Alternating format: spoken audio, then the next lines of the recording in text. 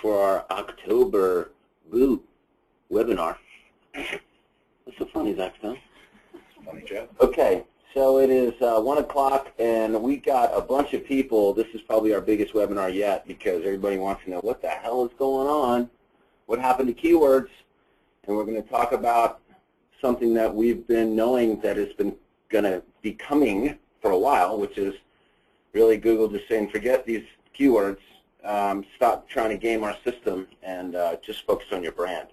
And that's really the moral of the story here, and we're going to get into it. So today I have with me the lovely Danielle Ruderman, of course, and Zach Stone, our SEO stud, that's going to back it all up with stuff from analytics and SEO. So this should be quite an exciting webinar. And of course, when we're done, if we have time, we'll answer as many questions as we can get in. So if you guys want to put your questions in a little Q&A form there on the GoToWebinar control panel, then Michael Canadian, who's over here too, will ask the questions and we'll answer them. If we don't get to them all, we'll send them out in an email, and we'll send this presentation other good stuff for you. Because we are just wanting you guys to know what's going on out there in the world of search, of web marketing, and stop doing what's wrong or doing stuff that hurts you and do stuff that helps you. That's what we're all about for you guys. And so we're going to not pull any punches, and we're just going to give it to you like it is. So with that said, Danielle, please, let's get going here. So tell me about organic keywords are gone. What's going on?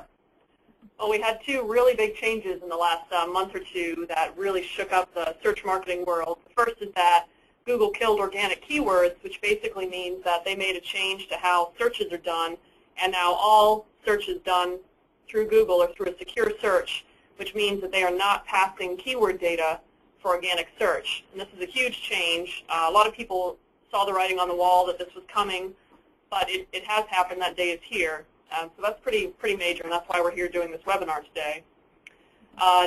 Google, not satisfied to rest on their laurels, decided to also do a Hummingbird update, which was a massive change to their algorithm. So between these two changes, we're looking at a brave new world here in search. So the Hummingbird update, just so everybody understands, this is kind of important to understanding where Google's going and getting inside their head with why they've decided to yank keyword data for organic search. Hold on a second, though. I got a question. First we have a panda, then we have a penguin, then we have a hummingbird. What? I don't get it. Well, I guess the other animals were too big and clunky, so this one's Technicolor, baby. Yeah. And they actually said that they called this a Hummingbird update because it is precise and it is fast, just like a hummingbird. That's cool. Well, the panda update was named after the guy that did it, not an animal. And but then they followed it with penguin. And Yeah. there's no guy named Penguin. It's less black and white now, and now it's more about the overall search intent. So I think this provides a good visual for getting a lot of good quality search results. And isn't this the color of Google and Chrome and all this? That's why that one. Sophisticated, receptive. Okay. So something to understand about the Hummingbird update is that it is a new search algorithm for Google. They've used some parts of the old algorithm, but this is basically a new algorithm. They've said it is their biggest change in the last 12 years, so it's a big shift for them. And it does incorporate the Penguin and Panda updates we've seen in the past, which of course are Penguin being the update that went after low-quality backlinks coming to your websites, and Panda, which was targeting low-quality content. So these are have all been folded into Hummingbird, which is really the new way they're doing search. And they made this change for a number of reasons, one being they wanted to take better advantage of conversational search. So many of you have your smartphones, you use Siri and ask questions, so you're having a conversation with your phone in order to find things, and they wanted to make sure that their algorithm was able to take your speech and turn it into good search results. Long tail. Right. Long tail search. People usually have a longer search query when they're speaking it out as opposed to just typing short search phrase, so this really speaks to that. Yeah, and everybody on this phone knows or everybody on the webinar that's here, however many people are here now, know how they do their own searches when they're searching for something else besides a lawyer or doctor. If they're searching for, costume, or, they don't say Halloween costume. you're looking for something specific, and that's how people search now, and that's what Google is responding to. Always, always, since the beginning of time, even when Google was Yahoo, and to this day, their focus is always on the user's experience when they go to a search and they get to what they're looking for. Their goal is to do that as fast as possible. Right. I mean, they are a search engine. They make their money and have their business because they give you the results you want when you do a search. And people are going to stop not going to use Google as a search engine if somebody else does a better job. So they have a very strong interest in providing a great user experience. And overall, this algorithm is intended to look at the meaning of what you are asking for, the meaning of what you're searching for. So that goes to semantic search. They're not just going to be matching that exact keyword phrase that you're putting in there. So you could think about it that way. They're taking away the keyword data, and that kind of forces us all to take a step back and not obsess over keywords and really think about the message and the content that we're putting out there and making sure it answers good questions and isn't just written to bring in keyword-specific traffic. That's the whole point, and we just spent, Danielle and I spent time at the summit, both the GLM Summit and Top Practices Summit, talking about this. How this is brought about because of all the games that have been played and trying to simplify people's searches just to, like very specific keyword strings. And the reality is that it doesn't work that way. And this is more in tune to what actual people do. So if lawyers and doctors and business people write about what their perfect clients want, if they write about the questions that their perfect clients ask all the time, then they'll get that traffic. Right, Saxstone? Yeah, and just answering it concisely in the way you would want to understand a question that you propose to someone. It's not about having that keyword in there over and over again. That doesn't provide me with any more answers than it did before, than I had before. It's really about writing to that question what you're trying to answer for that user. So, and we're going to talk about this throughout the presentation, but you need to step back and look at your website and all your marketing from, objectively, as if it's not for you, but you're looking at from the outside looking in. Look at it from like you're looking in outside on the street into the store, which is your website and your business, and say, would I want to come shop here? And that's how you really need to look at everything like that. Right. And then keep in mind that there are over 200 signals used to rank pages in the search results. So if you think you're going to figure out the exact formula and rank well, you're not. Well, tell us when you do, if you do. Okay? Right. Enjoy those millions you'll make. So don't obsess. Don't worry about these algorithm changes. We'll tell you about them. We'll let you know what's going on. I think you need to understand why these updates are happening and the logic behind them. But don't chase the algorithms. Don't start doing everything you can to figure out Hummingbird. I think that's what happens when people fall behind really quickly because they try to chase the algorithm as opposed to just providing that good quality user experience. If you're looking to provide your users with the best experience possible, you're going to beat the algorithm. You're going to get to those answers before those changes are made. So doing it proactively moving forward is the best way to kind of like about that. And this might be a stretch for you, Saxstone, but you ever heard of Roadrunner and Wile E. Coyote? Okay. Yeah, I remember that cartoon. Okay, good. I'm old enough. So Wile E. Coyote is always trying to trap and trick the Roadrunner. And the Roadrunner's just cruising, man, right? And so don't be Wile E. Coyote and try to figure out the Roadrunner. Just start running like the Roadrunner, and you'll catch up to him. Yeah, stop buying tricks from Acme. Right. That was good. Okay. All right. So for those of you who are wondering, we just wanted to make sure we explain what are, quote unquote, these not provided keywords. This is just a term that you'll see if you're using an analytical tool to check how your website's doing. You've probably seen this phrase already, not provided. This just means that you don't know what keyword the person used to find your website. So anytime you see that, it just means it's an organic search and you don't know what the person typed in to get there. And you're going to see more of this. Right. And this is pretty much all you're going to see from now on. Yep. So we've seen the not provided shoot up over the last month. And as of September 23rd, all Google organic searches were secure. Now, you will still see organic search data in your analytics accounts, but this is typically from those other search engines. Right, the other. Bing, Right. Yahoo, Ask. Right. Right. Yeah, they'll also still have search queries in your Google Analytics accounts. Because Google Analytics captures everything, not just Google searches. Right. And also keep in mind that Google is not hiding keyword data for AdWords. So if you are paying to advertise with Google through AdWords, you will still see keyword data. but you only will see it for clicks through to your ad, the pages that you are paying to place in AdWords. It's not like you suddenly magically get all that organic search keyword data either. So it's really only for your paid ads now, for now. Who knows what they're going to do down the road? So there's been a lot of speculation out there in the blogs and the search world. Why no keyword data? Why is Google taking this away? So one of Google's reasons that they've cited is for user security. By hiding the keyword data, when you are sitting in a coffee shop doing a search, nobody can sniff your traffic and see what you're searching for. It's now a secure search from you to the servers that return the data.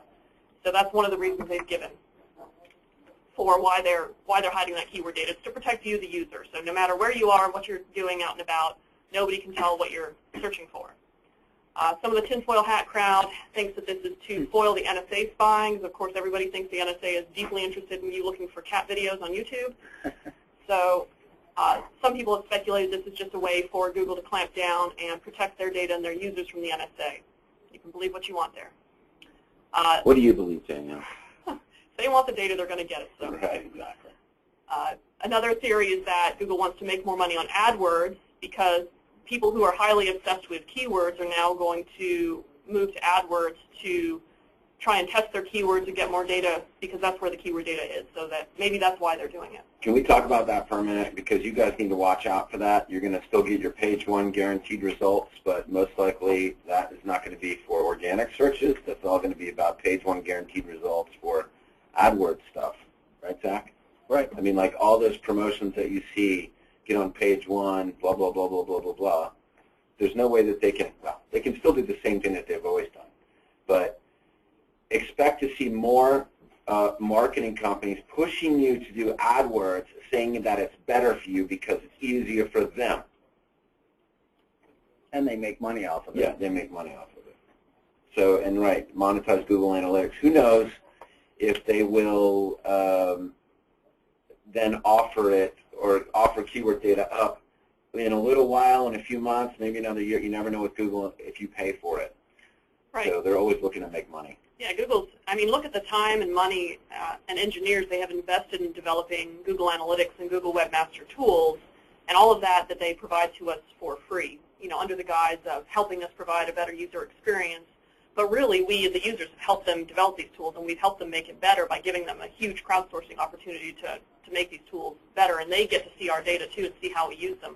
So why not down the road? I certainly wouldn't fault them if they decided to charge for analytics and Webmaster Tools data, because it is, I mean, the data is extremely valuable. So maybe this is their move to split off and have a free tool and a paid tool. But again, that's just speculation. Yep, and that is just speculation over here, gang. We're just talking about stuff and sharing with you what we think might happen. That doesn't necessarily, I don't want you coming to me in 2 months and saying you said this. We were just speculating on what they might do. And, you know, don't be mad at Google. You know, I think that it's a natural evolution of what they're trying to do. I mean, they're just trying to create a better product, just like we all are, trying to create a better business. They're trying to create a better business. The only way that they can create a better business, you know, have more resources to do it and make their tool better. So that's what this is really all about. Ultimately, I'm going to say it almost on every slide. Get off keyword data. Get off focusing on your vanity keywords. We've been saying it for years. Now you have to. And I want to hitch on to what Tom said about don't get mad at Google. They're giving you a free tool. The search engines, they don't exist for you, the business owner. They can do whatever the hell they want. If you are so invested, if your business is so invested in Google that the majority of your traffic in your business is coming from the search engines, you are a sitting duck, and you are asking for trouble. So you need to make sure that you are diversifying your marketing, make sure that you're getting leads from a variety of places. Don't just sit there and worry about what Bing or Google or Yahoo are doing. You know, make sure that you're getting business from a variety of places, and do not rely on Google for all of your information or all of your traffic. Yes, good point. And then the last reason why Google's blocking keyword data, the kind of the kumbaya reason, is they just want better search results for everybody. So by preventing all of us crazy people from focusing on keywords, their rationale is that the search results will get better because we won't be able to just put keyword-driven content out there. All right, so we wanted to put this all in perspective. Yes, the keywords are going away, but is that really such a big deal? So in our research, we have found that the keywords that convert are long-tail keywords. And long-tail keywords are typically not the kind of things we see people obsess over when they're writing keyword-driven content. And this is a great example from converting keywords from data we've gathered across hundreds of sites. Personal injury is a very popular search term with attorneys. It's a keyword that costs a lot of money. I think it's about $50. At least, depending. Yeah, depending on your area. If you're in a big city, New York, Atlanta, LA, you're going to be paying a lot more because people are driving up that price in those areas. Other attorneys. And we're not just we're talking about pay-per-click, but we're also talking about organic. We're talking about link building. No matter what, you pay more to be found for those words, and it's an easy kind of thing to put you in a box for that. But the reality is, with what we have here on the screen, is based on all of our data. And what is this, since just the beginning of the year? This is, for all of our clients combined, this is how many converting keywords had personal injury in the keyword. Somewhere in the term, right. So you can see it's a pretty small slice of the pie. But everybody focuses on it like it's the most important thing. Right, and that's why it drives the price up, because we call these vanity terms. Everybody wants to rank for these very broad vanity terms. They pay a lot of money and they put a lot of effort into it, but what does it really get you? And our argument here is that you need to stop focusing on these vanity terms, which you're kind of going to have to now, and really provide that great user experience and provide, answer people's questions with your content. Don't focus on these narrow terms, because really when you look at the data, it just doesn't support the kind of money that you would have to invest in a term like this to rank. Especially if you're just getting started. So those of you that are listening on this call that are do-it-yourselfers, and you're trying to practice law or trying to be a doctor, and running into your office to add content or whatever else to support yourself, there's no way that by spending just a couple of minutes a day of half-focused effort, you're going to be able to compete on those big personal injury keywords against these big companies or big law firms that have been doing it for years longer than you. It's just not realistic. But that doesn't mean that you can't compete with them. That's the point. You can look at Jerry Ochinsky, Ben Glass, so many at Dave Fries, so many other, Bob Battle, so many other lawyers and doctors out there that have competed in huge metro areas. Andrew Snyder, being a podiatrist down in Houston, owns it and gets 5 to 10 new patients a day as a result of it. And it's because they're not focusing on vanity keywords. They're focusing on adding content. And we say content, I know I'm getting ahead, I'm sorry, on a variety of different things, video, blogs, testimonials, case results, you name it. But it's all about delivering content that your perfect client is looking for. That's where you're going to get the cases that that you need. You'll be surprised. But trust us, we wouldn't be saying it if it didn't work. We're not telling you stuff to mess you up. We're trying to tell you stuff that you'll please listen to and start not focusing on what all the other lawyers or all your competitors are telling you that they're on page 1 and they're getting all that stuff. They don't know. We know for a fact that's not true. Okay? So, and we're in your corner. It's also just not a word that the everyday person searches for. Right. When I first started here, I actually really never even thought about personal injury. If I were to get in an accident, I would definitely search for exactly what happened to me and how to help myself, not personal injury. That just isn't something that pops into the normal. I didn't even know what it meant, before I started working here. So rather than focusing on that, because that's what all your other friends in the law firm community are doing, it's much better to listen to what your clients are actually thinking and coming in and asking you about. They're not saying, hey, how much money can I make for my personal injury claims? They're saying, hey, I got in a car accident, this is the situation, this is what I'd like to do, can you help me? The volume of search around personal injury is all by SEO people and other lawyers. It's not by people doing real searches, and that's really the point. And okay, let's just say, for instance, that it is a search that someone does that gets to your website. That is not the only search that they're going to do. So you have to be mindful of all the other searches. And so if they're like, oh, yeah, I did this broad search for personal injury and it gave me this giant list of people. How do I do it? I need to go more granular, and then they might step more granular. You want to be there every step of the way. So ideally, sure, you want to be on page 1 for personal injury, but that's a high price to pay, and that's our point. But more importantly, you want to be on page 1 for all those granular searches that no AdWords are going to come up with. And more importantly, your competition is not focused on that because they're all focused on personal injury. Let them be. While you go after guerrilla you know, you go after the fringes, and you don't take the Army on directly.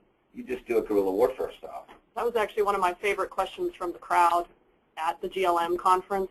Somebody asked, you know, I'm going head-to-head with these really big law firms with this certain keywords, and then she makes the comment, oh, but the other keywords I go after, the long tail, they actually convert better for me. I get more business. But how can I compete with these big law firms? And we're looking at her like, really? You just answered your own question. It's that guerrilla warfare. Yeah. Okay, so here are, okay, what is this one? This is just more of the same, right? This is. Yeah, this is, again, it's just more data. So we were analyzing the keyword phrases that convert, again, across all our sites. This is data on nearly 400 sites.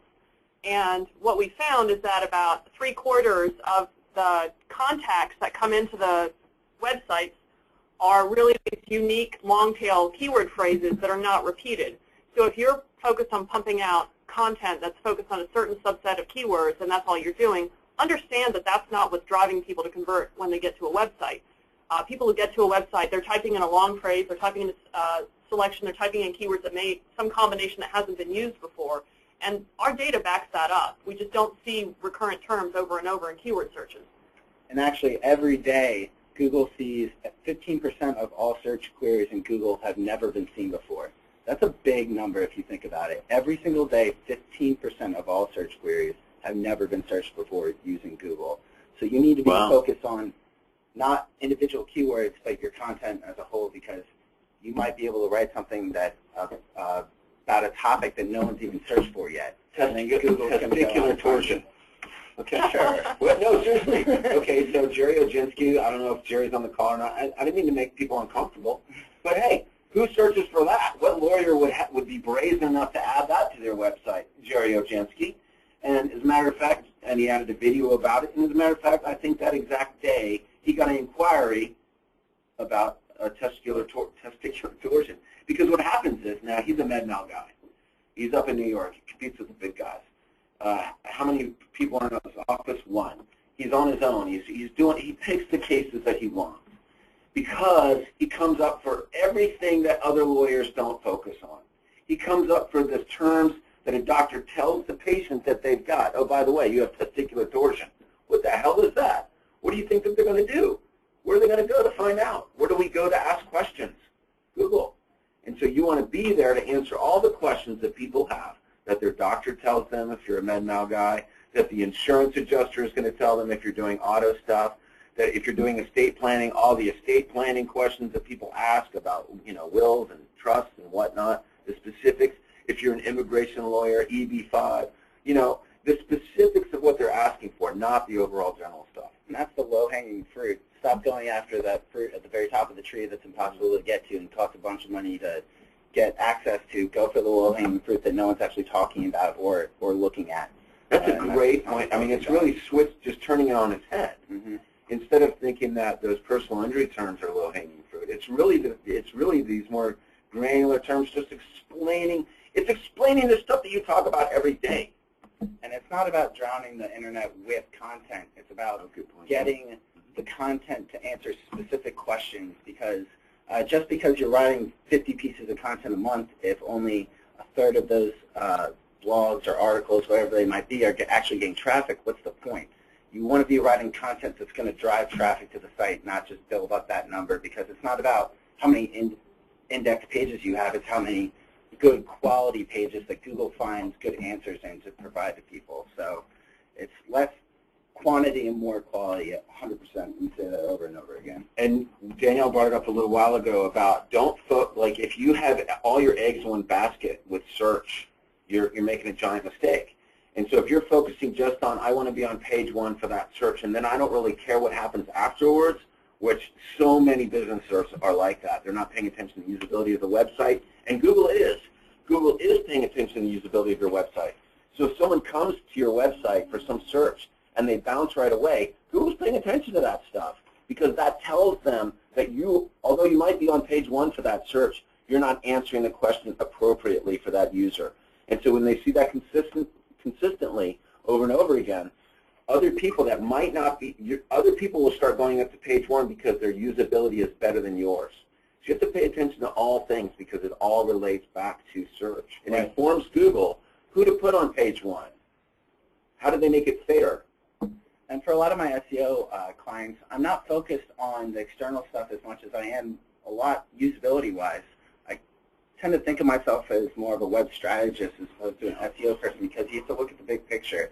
It's not just about keywords. It's not just about backlinks. People ask me all the time, hey, I'm putting out this amount of content every month, and I have this good backlink profile, but this guy keeps on beating me. Why is he beating me? There are over 200 different things that Google's looking at, and it's not just, oh, they have this backlink that you don't. Sometimes it's hard to figure out what it is. So you have to look at the big picture and stop focusing on the reason this one random guy in the city is outranking you for one search phrase that no one has actually gotten your website. That hour of the day. It could be different in 2 hours. It could be different tomorrow. Yeah. Every day it's a snapshot in time, those rankings. So stop focusing on that and start focusing on, hey, if I was looking for an attorney, who would I want to go for? Someone who's providing me content that sounds good and is answering my questions, or the person that said personal injury 32 times on their homepage?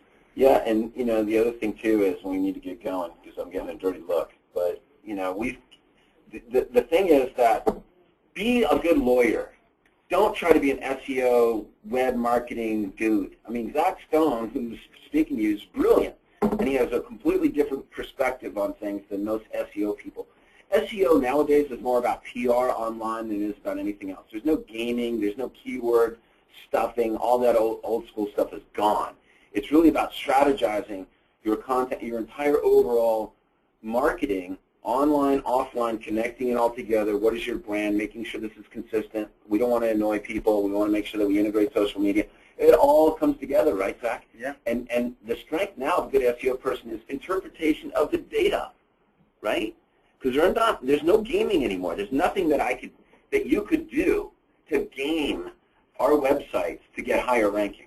Right. No. It's quick caffeine fixes, so you go ride high for a little bit, a couple days, a couple weeks, might even be a month, and then crash. Yeah. And then you're gone, and you don't have anything.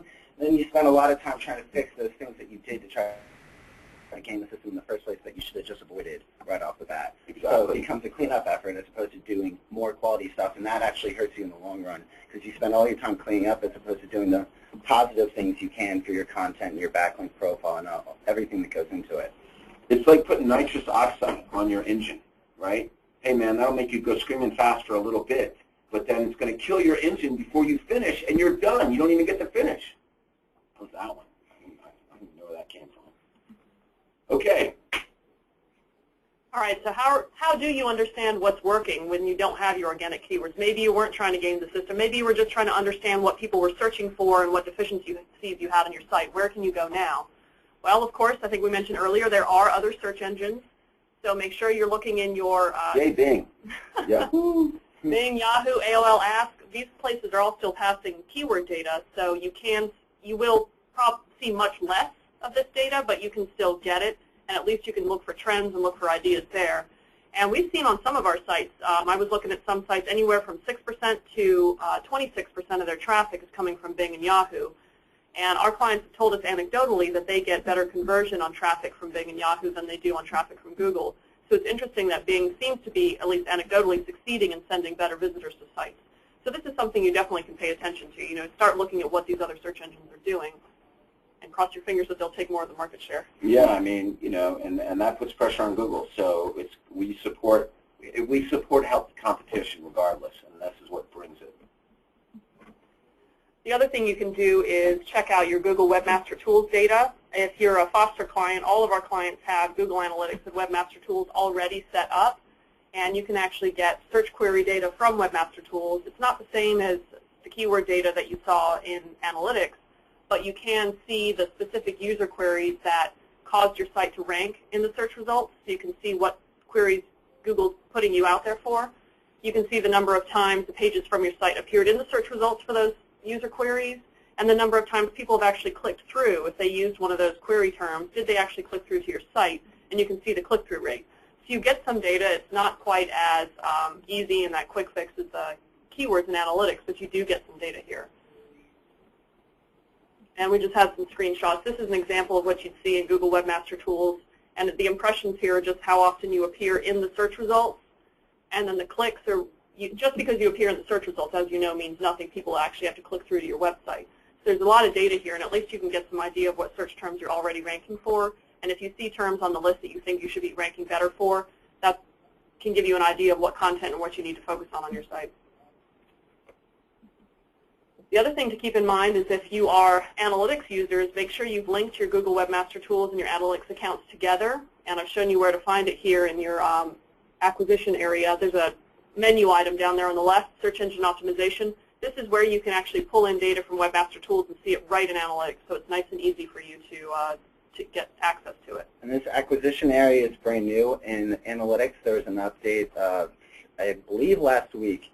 And basically what they're doing is making it a little bit easier to navigate through. I really like the Channels tab. If you get a chance to look at that, you can create goals and understand a little bit better how people are navigating through your website and connect the dots. I'm a big data person, so I love hanging out in analytics for a while every day. So there's lots of new stuff to check out in there as well. We love him hanging out in analytics every day. I love data too. You need data to guide your company, to guide your firm. You need to be numbers driven, and you need to have somebody that knows how to read the data and extrapolate the right data to guide you. Fortunately, we've got that here with our team. The other thing you can do is make sure you have a Google site search, on-site search on your website so that people have an easy way to type in search terms when they're on your site to look for information. And this will give you an idea of people who've already expressed an interest in you, what are they interested in. And you can see this data in Google Analytics, and I've shown you where, again, it's under the Behavior tab. There's a site search section, and I just showed a quick example here where you can actually see the search terms people are looking for on your site. Now, you want to make sure if you're doing the on-site search that you make that search easy to find and accessible, because you obviously need traffic to get this kind of data, so just make sure it's easy to use.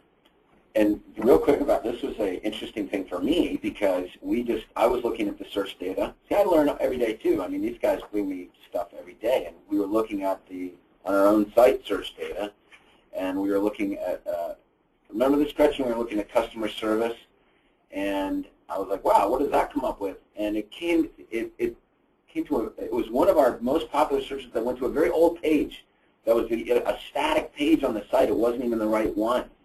And so we were sending them, hey, we know what we're doing, right?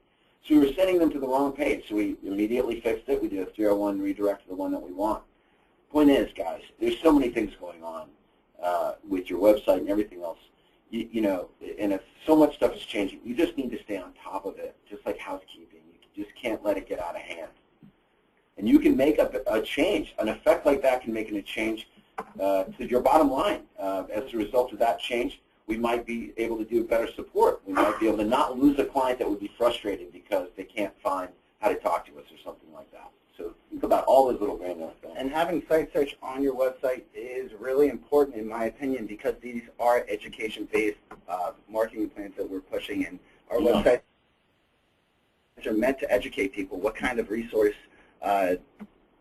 makes it impossible to search for those things on your website? So you want to make sure you have that site search on your website. If you were one of those people that decided that that wasn't something you wanted to do, please reconsider it, because it is such a good way to provide information to people as a resource for all these pieces of content. When people get there, they want to find the information they're looking for. Yeah. All right. AdWords, my favorite topic.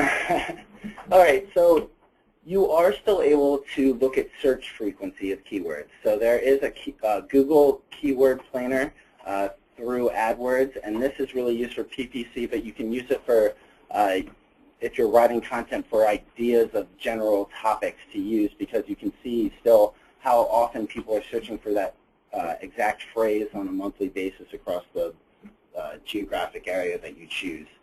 So you can really pick out, if you're in Atlanta, people might refer to car accidents as wrecks as opposed to in LA where they use accidents. So this is a good way to determine what, in your specific area, what people are actually searching for more often. Now, do not focus on these keywords, but at least it gives you a broader understanding of, are people searching for these in the first place? And you can also kind of get an idea of this through the impressions in Google Webmaster Tools, like we said before. And yeah, so this will also give you new keyword ideas. So if you are a car accident attorney in Atlanta looking at car accident keywords. It will give you ideas of keywords that people are searching for that you might not have thought of before. It'll give you synonyms that you might not have considered using before. And this is what is really important with this new Hummingbird algorithm is semantic search. So it's looking for synonyms and different ways people are referring to different questions and answers. So this is a really good tool you still want to use, and you do need an AdWords or Google account to sign in and use it, but you can definitely go here and still search to see if certain keywords are getting searched for still today. Okay, now, that was all very nice, Zach. I will tell you that you need to be very careful if you decide to go in there into AdWords land, because that is designed to suck money from your pocket. It is not designed to make you money. It is designed to make Google money. So be very careful. I don't do AdWords myself. Every time I think I'm smart enough to do it, I go in there and I blow a lot of money, don't I, Mike? And I need, last time, well, it wasn't the last time, it was a while ago when I found out that they had sucked $12,000 out of my account because I'd done AdWords on videos and totally forgot about it. I never told you that, did I, Danielle? So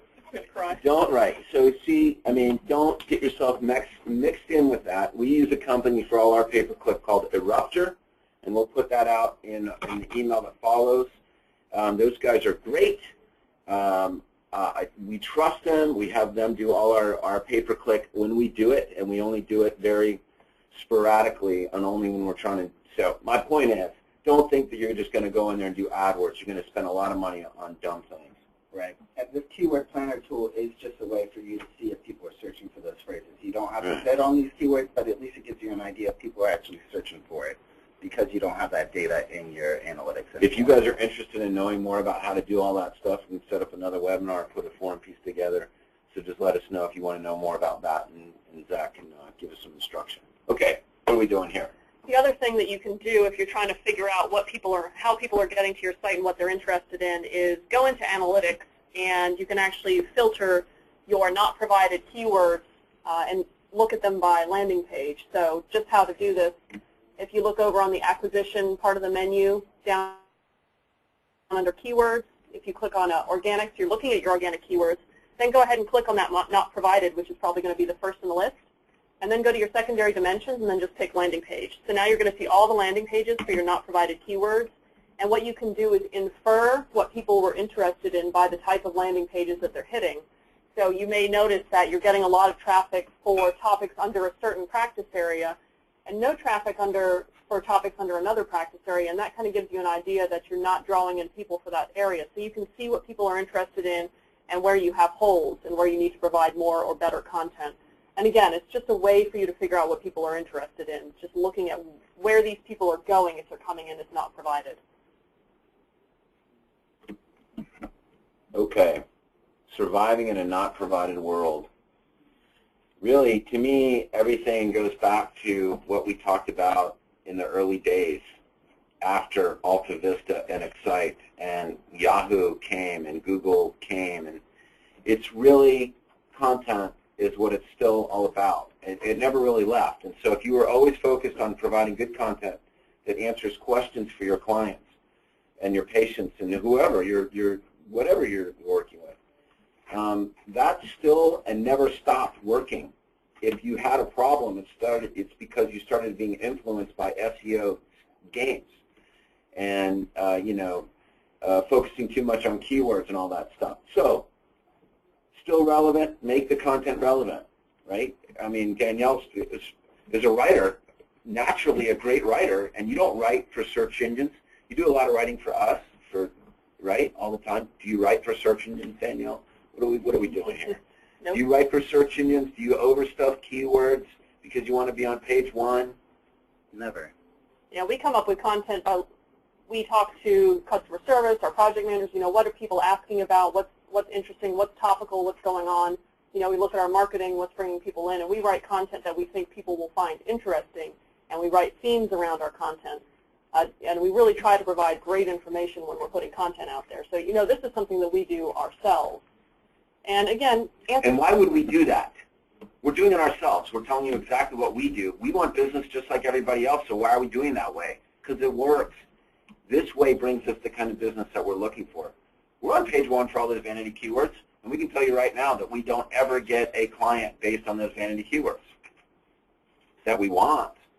We get a lot of SEO people, and we got a lot of tire kickers coming in, but not the kind of clients that we want. Right. And when you're writing your content, try to answer a specific question. You know, with Google looking for fresh content and looking for relevant content that answers questions, things like FAQs are going to be great resources for you. Writing specific articles or blog posts about a certain topic, especially if it's timely and newsworthy. You know, really focus in. Don't write these generic articles about personal injury and motorcycle accidents. Really get specific. Listen to your clients, the types of questions that they ask you, the kind of concerns that they have, and turn that into content. Your website, once again, is like your own newspaper, where you're talking about things that are relevant and interesting to your clientele. If you're saying this, just like you would not get a newspaper or a magazine if it talked about the same thing over and over again in every article, and it was just stuffed full of words trying to attract you. So you have to think about it from that perspective, and be proud of what you publish on the web, because your name is attached to it. Well, I got ahead again, so we'll get to that. And then the last thing there was don't focus on volume. And again, it used to work. You used to be able to pump out, you know, 50, 100, 200 pieces of content to your website each month, and you would actually see your rankings improve because the volume of content really helps. The search engines were rewarding that. Those days are gone. So if you're really focused on volume, you need to rethink what you're doing, start scaling back, and try something else with your content. Try a different approach. Try longer pieces, more involved pieces. You know, don't get hung up on how many pieces you're posting each month. Yeah, and let's talk about that real quick. It's not that having a lot of content is bad, right, but having a lot of content that's the same and it's just out there for search engine keywords, that's what we're talking about. If you're writing content to meet your quota, you are not doing good content. You want to write content to answer questions and to provide good information, not to meet your quota. Right. That's another thing. I see a lot of people are say, oh, I wrote a 600-word blog piece. Like I do that every couple of days. I don't really care about how long it is as long as you're providing good quality information. If you write a blog piece that's a little bit longer, 700, 800 words, whatever it might be, that's okay as long as you're answering the question that you're presenting. Don't be worried so much about word count and the number of content pieces you're doing every month. Provide enough good quality content. Can't say that word enough. It's not about numbers, it's about quality. So there are a variety of techniques that you can use to take advantage of, you know, Google's love for fresh content and quality content. One is breaking news, and this is actually a big one. We've seen some clients do very well with this. Look for breaking news topics that are relevant to your practice and write about them. We have some podiatrists who are good about this. Actually, Andrew Schneider is good about finding celebrities who have very specific foot issues. Mm-hmm. I can't believe this gets reported on, but this is out in the news that celebrities have foot issues, the type of issues that he treats. So he can talk about famous people who have these challenges and how he handles that type of situation. He connects them to him Exactly. just by talking, telling a story. And he was telling us just a story a couple weeks ago about, you know, what did Miley Cyrus do right at the VMAs? And everybody's like, we all know about her twerking, whatever, blah, blah, blah. So obviously, that's a great headline that is engaging. Like, I want to know what she did right, because and that could go either way. Either you're like on one side where she did everything wrong, or you're on one side where she did everything right. Either way, that's an engaging topic that drives people to a site, and it's really because she wore sneakers or something. Right? Right. But that was it. I mean, and that's called newsjacking. We have another, okay, and so here's the other thing, big thing for lawyers. We have lots of clients that get involved in very high-profile cases. As a matter of fact, one of our good clients right now, Brian Beckham, is involved in this Captain Phillips case that the Tom Hanks movie is all about. So there's tons of, he's getting tons of press, and he's been on Good Morning America and Inside Edition, and he's just done a fabulous job of handling all that. But taking advantage of those opportunities early on, connect yourself to those news, to connect yourself to, and that's just, he happens to be representing the crew member, so that's fantastic stuff. But you don't have to actually be involved in the case to talk about something that is close to you. Even if you're an immigration lawyer, if there's a popular athlete that's immigrating to play basketball or whatever, you can talk about that. You will get traffic as a result of doing things like that. Yeah, we had another client who was working on the Mirena IUD case, and in his local market, other attorneys were taking out, there's some news came out about the Mirena IUD, about how harmful it was, and other attorneys took out radio and TV ads to talk about this to try to get business. He didn't try to go head-to-head with those guys with the big budgets. He put out content on his website, and he shot a breaking news video. So he was talking about this online and being found online for this, and he actually got cases from this while the big attorneys were spending their money on TV. Even more, right? Because when the big firms, snap to and say, oh, crap, we have to get on this, and they prepare a TV commercial and however long it takes, and they do their junky commercials, and everybody's seen them, Just call this number now. There's nothing emotional about it. There's nothing that really, not a good call to action. It's really just numbers, numbers, numbers. So not your perfect client, and everybody knows this, your perfect client does not call that number. The perfect client does what? It goes to the internet and searches for more information about it. And so the point is that this client is on page 1 for all that stuff because he was way ahead of the game. He ends up getting more business through the efforts of the big dogs or the big firms doing spastic marketing. So that's a guerrilla warfare opportunity. If you're ahead of the game in breaking news, and of course, our other client that was involved in the Penn State thing that we did, the Penn State breaking news, when that whole thing went down, he ended up getting cases from Sarasota from people that were local to him that were energized by what they had read for their own kids and stuff like that. So attach yourself to breaking news. Don't worry about personal injury all the live long day. And obviously, those big firms made the mistake of not mirroring their efforts together, so they can make those mistakes as well. It's really hard to be able to communicate between all these different offline and online mediums, so you want to make sure that you're doing your best effort to try to be consistent across the board and let those different parts speak to each other. When you're doing PPC, making sure that whoever's doing PPC for you is also talking to whoever's doing your SEO, making sure all those things are married together, because that's a giant gaping hole that even those big law firms are missing out on. Right. Okay, infographics, that's one of my favorite things that we don't do enough of here, but we want to do more. And this is things that you guys can do, which is infographics. Infographics are images that explain complex processes, and they're very popular. One of my favorites was Ron Drescher, one of our clients who's a bankruptcy attorney, did the Real Housewives bankruptcy infographic, and he had an image of each housewife who had gone through bankruptcy proceedings, and above her head or below her, I don't remember, but he had a little blurb about what her household had experienced as far as bankruptcy, and it was very compelling because, these are high-profile women, and the fact that they were Real Housewives now going through bankruptcy, I thought it was a fantastic infographic, and he's a bankruptcy attorney, so that's a good way to get attention. Be different, man. The big firms aren't thinking like that. All right, videos, we've already talked about videos. You got to do video on the topics. Videos hits multiple areas of marketing, not only from attraction, but also conversion, usability, people getting to know you, branding, recognition. If you can speak on video, the news organizations notice that, and they'll call you over another guy that can't speak on video. We got a lot of stuff to cover, but I want to just say one last thing about video is that we see a lot of video come through here that looks like crap because you guys think that you can do your own videos. It looks amateur. So if I told you I'm going to do my own bankruptcy case or I'm going to do my own PI case, you would laugh at me. So the same is back at you. Please, if you do video, if you do any of this stuff, if you want to look like a professional, make sure it looks professional. If it looks amateur, if you don't have a microphone, it sounds like you're in a cave, it's amateur. If the microphone that you got is the wires all dangling around as you're talking, it's very distracting. If you have 15 feet above your head in the video screen, it looks like you have a little tiny head.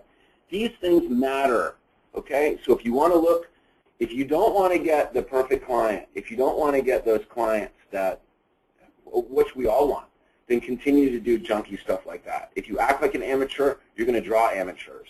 If you act like a professional, you're going to draw professionals. Frequently asked questions, we talked about that. That's obvious. Answer the questions that your clients are asking. That's one of the first things that I tell everybody to do. If you're like, what do we do?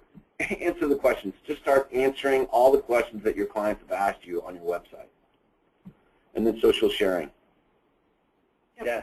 Socials can become a bigger impact on algorithms as they have a better ability to track likes, shares, comments. So those are indicators that that's quality content that people are interested in. That's why infographics are a great piece of content, because they're visually appealing, and people think that they're either informative, funny, smart, whatever it might be. They share those things, and it becomes viral in some cases, and that's what you want, people sharing your content because it's so high quality.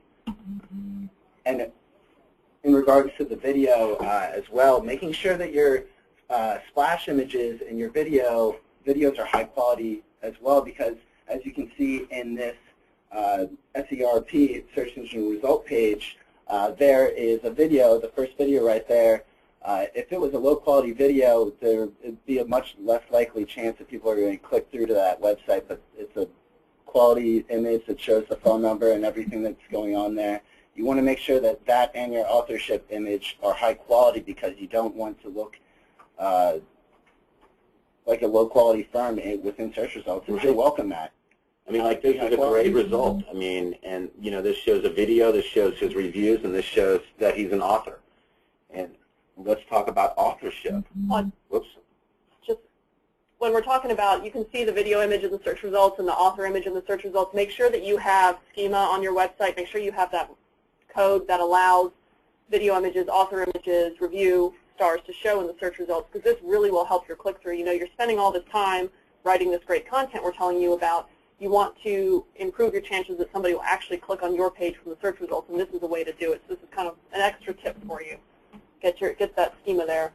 And authorship. So make sure that you are, if you haven't done this yet, please make sure that you are embracing authorship. Google has spent a lot of time, and they're doing a lot of research trying to figure out how to make this work. You can actually put your name on your content, link your content to your personal Google Plus account, so that you are telling Google, I am the person who wrote this content. I'm willing to stand behind it. And you standing behind your content should force you to write better content now that your name is on it. I think this is a great move by Google to find a way to rank authors, because if we're all putting our name on everything we're doing, it's not going to be that low-quality crap that you're doing just to meet your content quota. Put your name on it. Be an authority, talk about what you know, and in the future, you may be rewarded in the search results. If Google has figured out that you're an authority on a particular topic because of what you write about and what you attach your name to, you may, down the road, do better in search because of this. So this is coming. You want to figure out authorship now, get this going, start writing good content with your name on it, so down the road, you may actually benefit. And the last thing is just focus on your brand. Make sure you have consistent branding. Make sure you're providing an amazing product. You know, all this we talk about with content is SEO and search algorithms. It doesn't matter one bit if you're a really crappy lawyer or you have really terrible customer service. None of that matters. So have a good brand, provide a great product, give outstanding service. You know, can't say enough about that. Yep, be a good business. It sounds, you know, don't overlook that when we're talking about these things. What? Focusing on your brand, that's the most important thing that you should be doing. That's the foundation. And it's our last slide. Yeah, and we're going to send you a little love note from Matt Cutts talking about that. Matt Cutts is the sheriff of Google and all things internet, really. And it's really focusing on your brand. All right, you got a couple minutes. Questions? You got a lot? We do. I have a few, yes. The first question that we have is, if your content... From who? This is from Steve Richardson. Okay, you can always count on Steve for our first question. If your content uses one word and the user uses a synonym within their long tail search, will your content show up? Yeah, well, it definitely depends on how competitive that search phrase is, how long the searched long tail keyword is. But yes, that is what semantic search is. It's looking for synonyms, other ways to phrase things. It's better for Google to show a result that's actually answering the question of the person that was searching for it, and that's why they got away from the keyword stuffing. Rather than giving a piece of content as a search result that includes a keyword, that might not answer the question just because it includes that search phrase. They really want to have the content showing up that's answering that question specifically, so you might not actually use that keyword in that piece of content.